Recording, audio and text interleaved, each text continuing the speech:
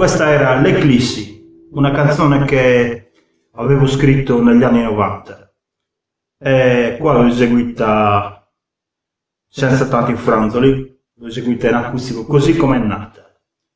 Poi chiaramente, come tutte le canzoni nel tempo, subiscono delle variazioni. Ok, vabbè, niente, se vi è piaciuta questa canzone, ricordo dal titolo L'Eclissi, lasciate dei commenti, mettete dei like e ovviamente iscrivetevi al canale. Viva la musica, sempre!